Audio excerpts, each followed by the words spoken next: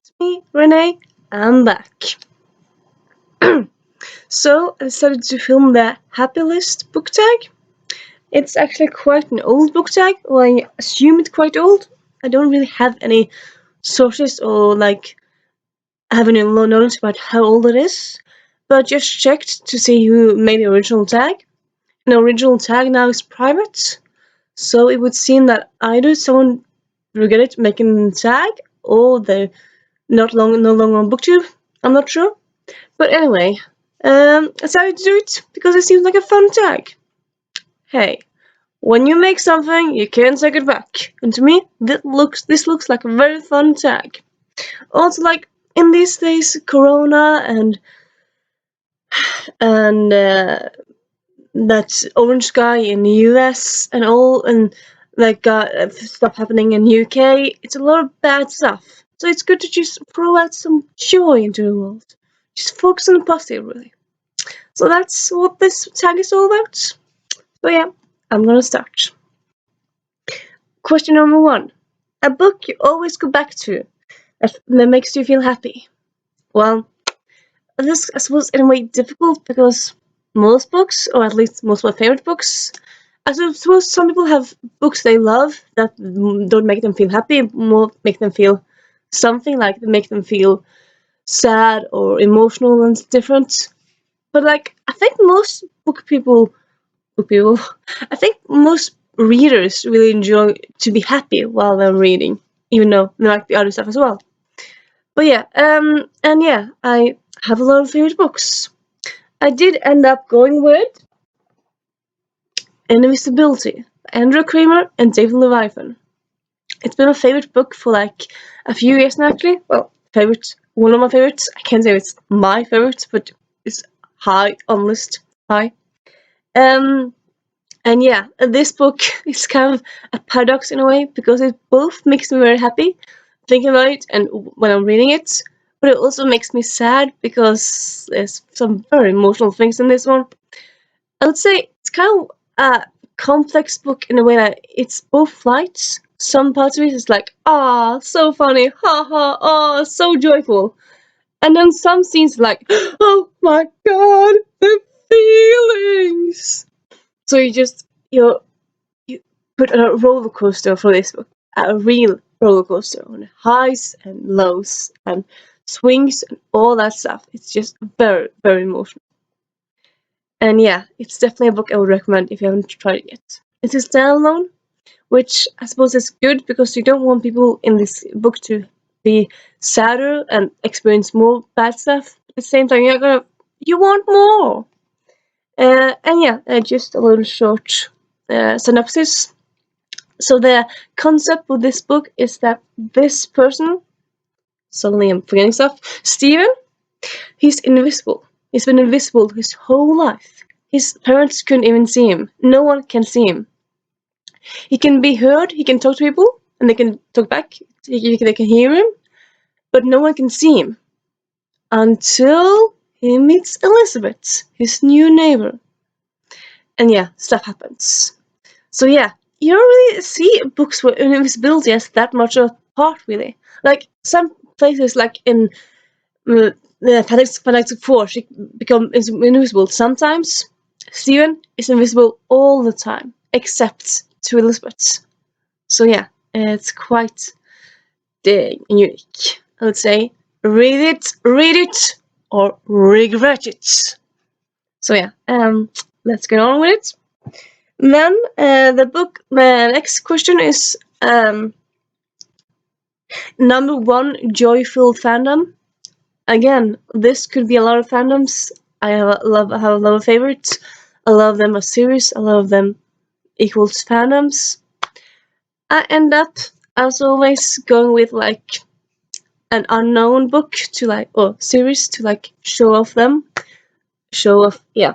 I don't have that many subscribers yet, but in the off chance that this video will be my big viral video, and I suppose in the off chance any of my videos will be big viral, I always I always I always want to focus on hidden gems that should be more talked about, because yeah, Vampire Academy is awesome, and Kazan Chloe's books are really good, but they're talked about by everyone and their mom.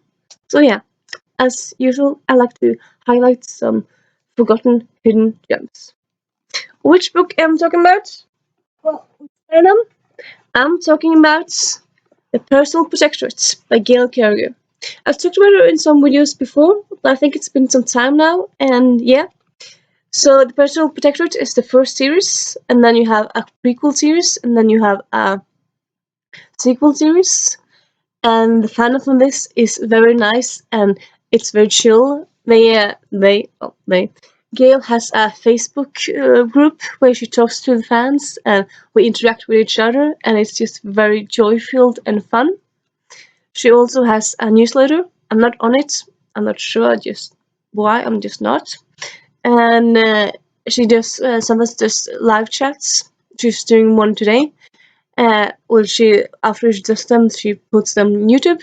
And yeah, in this series, it's historical because it's set in historical England, or like past England. I mean, one of them is not historical. One of them is Elizabethan England, and one is earlier. And yeah, and later. Sorry, it's one of these series where you have everything in one. So you have vampires as well as werewolves, as well as ghosts, uh, as well as what's forget something. I suppose yeah, mostly vampires and werewolves, but you have other stuff as well, and shapeshifters. I don't really think you have witches in this one. Might be wrong, but yeah, but you have like it's not just like a society where just vampires. You have vampires and werewolves, and you also have prenaturals, which is about this one. Which prenatural means that the protagonist in this one can touch any supernatural creature and get their become what they are. So if she touches a vampire, she becomes a vampire as the whole time while she's touching them. And yeah, it's just very very cool concept. It's feminism cool based, and yeah, just a very good book series and fandom, and you should really check it out. Then up next we have a type of book cover you love.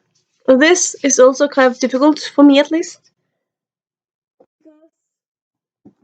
Yeah, I don't because there's lots of book covers I love. I don't really have one specific book cover that I absolutely love. Well, yeah, I have some preferences, but also like if I say like sometimes I say I don't like book covers with people on the cover, like with like a picture of them, and I'll see it like, oh, except that one, and that one, and that one, and that one. So book covers actually like most book covers, so it's kind of hard to choose. But I found some book covers that I really enjoy, and just kind of show them to you. For example, here you have the title is more or less uh, taking over everything, but you have like very elegant and stylish stylish aesthetic to it. So it's very beautiful. It's very beautiful to look at, and it's got lots of different colors. And yeah, it's just very very aesthetic, very beautiful. But then you also have this one where it's a picture of something that's important to the book. So it's an object. It's not a picture of a person. It's an object. And then you have the title of the book, the series, and the author. And yeah, this one was also really nice. And it's kind of more, I suppose, direct, like this is what you get. But of course, it's not just about this one person with this hand and this, but it's some of the things that's important in the book. And then you have Geeko, which first, and I can say this is kind of a good example of one of the book covers like I love in general. Like when you first look at a book cover, you think, oh, that's good, and then you look closer, like, oh, look here, like you see different stuff after looking at it for 10 minutes, 20 minutes. You see more stuff really. So this first, it might just look like a girl and her face and her glasses, but then you look closer and you see there's math equations because she loves maths, and then you see she's biting a lip because she's nervous, and then yeah, There's lots of different details here are really cool, and yeah, I really like that. And then you also have this one. Yeah, I love a lot of covers, so I like end up choosing this one, where you have more like it's more atmospheric, and you have a picture of location instead of a person or object, and gives you all the atmospheric vibes. And this is, as you might see, a picture of an old house, a villa, mansion, and then you have a garden, and then you have and it's all grey, and then you have this rose, and it's just it's very eye catching. So yeah, that's a few of the covers I like, enjoy. So yeah, and there's that. And then let's move on. The next question. The next question is a book trope you love. I like a lot of book tropes. I made a video about book tropes more or less in general earlier, but I'll just name some here. Like for example, I'm just gonna use this as an example, where in this series, the protagonist, she's not ugly. I mean, she ends up being a model, but she's also like very smart. She has all the brains, and I really like, because often you think like, okay, girls should have role models, and they should be kick-ass in that they can kung fu and they can be sassy and stuff. But this protagonist, she's very bad socially, but she has all the brains. Like she's very intelligent, but she doesn't not have any of the social clues. And she's still beautiful, well, in her own way. So yeah, I really like this. Like not all protagonists are similar, but you like have focus on the mental abilities of people, not just the physical abilities. And also like, the fact that she's not sassy. It's kind of because I feel like sometimes all the characters are sassy, which is kind of good, but like sometimes you want something different. And yeah, I would say I can really relate to Harriet. I suppose people be sassy sometimes as well, but like Harriet, she's often very insecure and nervous, and it's just so relatable. And so a trope of a protagonist that is kick-ass mentally and not physically, I really like that. I think that's a really cool trope. And it's a really good role model also, like to look up to, like smartass to be, smartass to be intelligent, and she's intelligent, and people around her aren't as smart as her, but she's not really ashamed of it. She loves knowledge and learning stuff, and I really like that. I really like that. Then next question is an anticipated release. I had to take a little break, so I'm back. So the next question is an anticipated release that makes you happy to think about, which, again, kind of difficult. There's a lot of books coming out this year and in the coming years that I'm anticipating. So I suppose choosing one or a few. I'm thinking that, you know what? I'm gonna go with the next book in moment. Well, it's not named the next book. Okay. Anyway, Gail Carriger is coming up with a new novella. She comes with new novellas like twice a year, once a year, something like that. And she's coming up with a new one in September, I think. Dimity, Defy Dimity. It's at least anyway Dimity's story. And that one, I'm happy. I'm really anticipating because it's Carriger's book and it's Dimity's story, and So I'll link that in the review, and I might link one or two others, but that's the one I'm just decided to use at just this moment. So the next question, favorite author. Again, I suppose a bit difficult. I read a lot of books. I have a lot of favorite books, but in my mind, at least, favorite author and favorite book is kind of different. Like, I can love a book and then I could read 2 or 3 other books by the same author and hate them. So to me, an author you'd have to like a lot of the book, and yeah, you have to have read lots of the books and also love lots of them. So like if an author has like 10 books and you love 2 books and 8 books are meh, then I can't really say it's your favorite author. That would be wrong. So here I decided to go with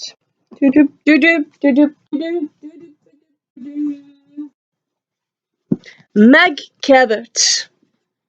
Oh, I started to want to use this earlier. Yeah, doesn't matter. So yeah, she has the Vampire Academy. Sorry, she has the Manager series. I have these spine-ups. So I have that one, which is one of my highly favorite series. But she also has lots of contemporary adult romances. She has contemporary adult supernatural books. She has lots and lots of books. She has historical books. She's written lots of books.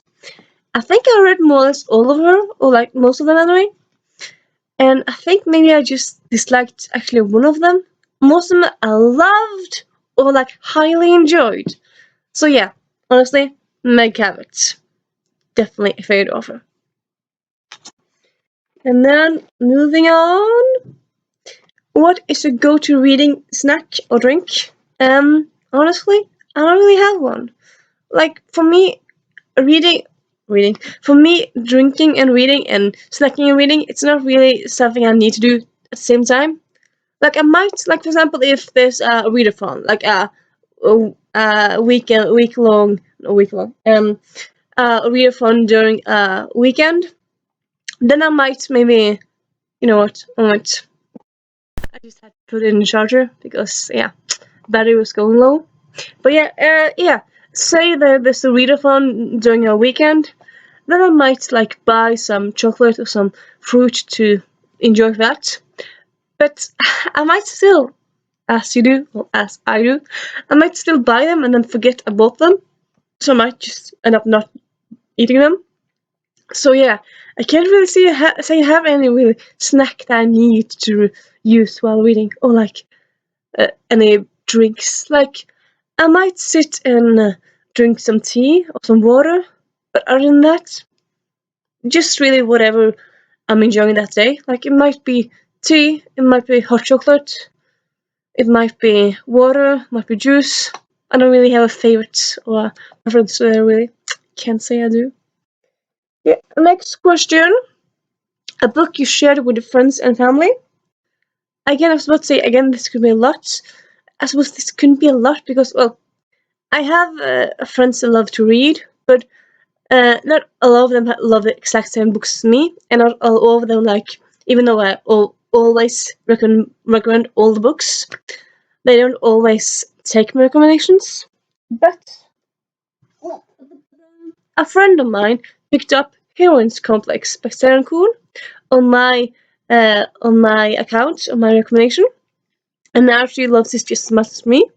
I have the first book. I don't have the second 2 books. She has all the books because she loves them as well now. And yeah, so yeah, that is one I would say.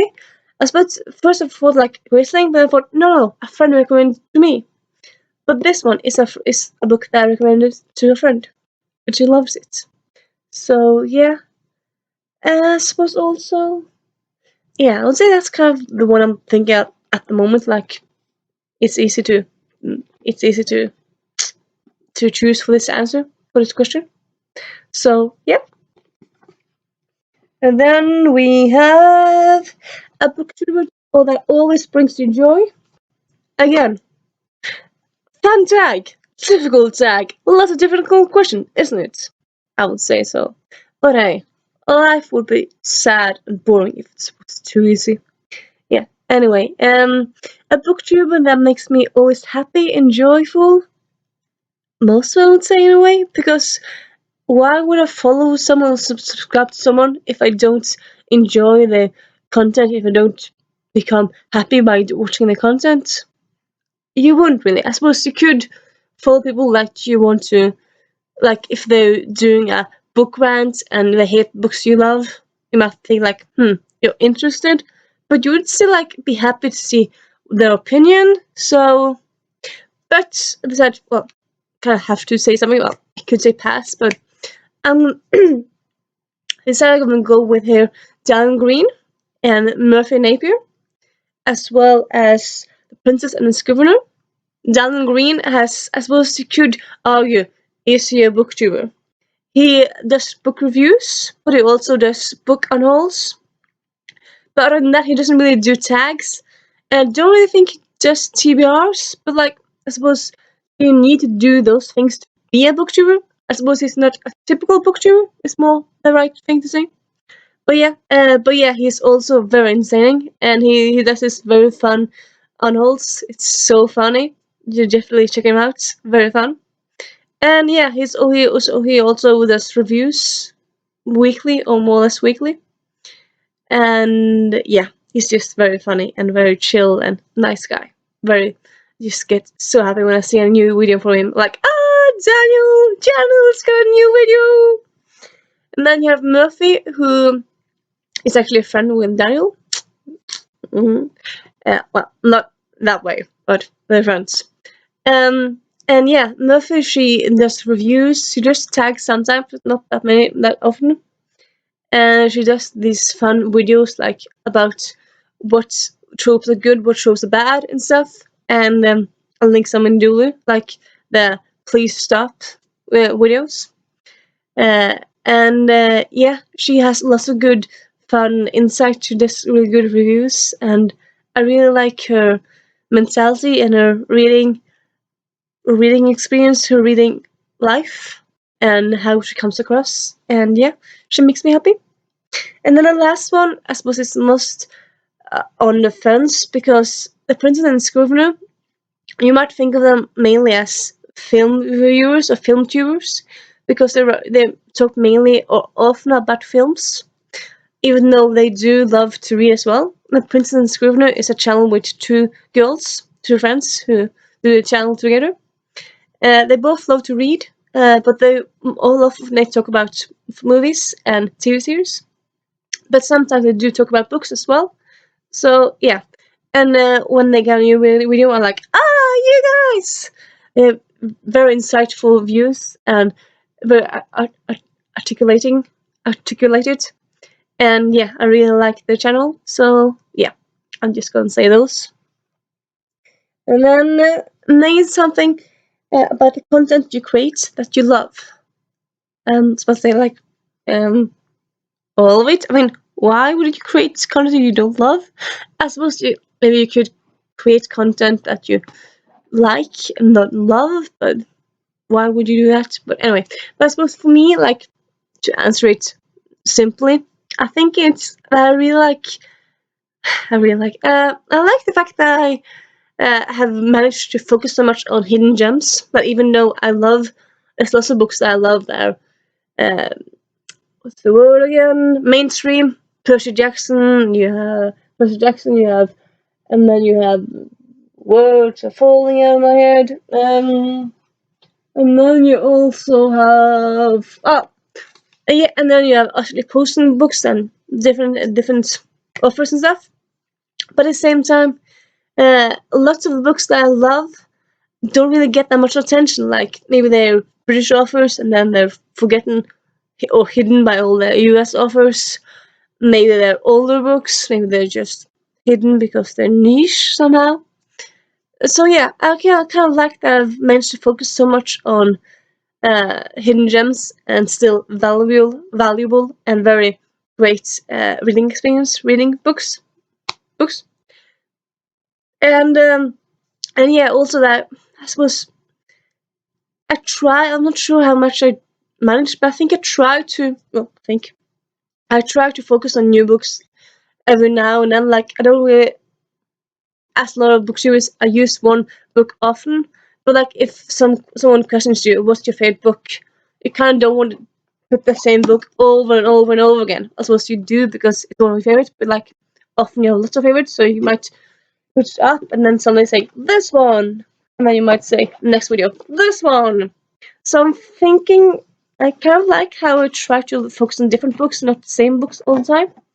though I'm not sure how good I am on that. And I love that I've managed to create some fun tags. They haven't gone viral, but I can't really. I mean, I enjoy my content. It's not viral, but it is what it is. And as honestly, as long as I love my content, and as long as some viewers like it and some comments say they like it, which they are starting to do, I'm happy. You shouldn't really need to have like 5 million viewers to be satisfied. I mean, you should just be happy with doing stuff you need and doing stuff you like. And if I get more views, yay! If I don't, that's fine also. It's how it is. Yeah. Sometimes it's kind of I like to see some people who started at the same time as me, or they started maybe half a year before me, and they have like 2 million views, 2 million, or like a lot of subscribers. Like, how did you do that? But I think often that's just luck and something. So yeah, I'm not really trying to stress that much about it. It is what it is, and that's just how it is. Really, things take time, and Booktube is big now, so it's gonna need some time for everyone to find everyone, or people to find people, and yeah, that was the last question of this tag.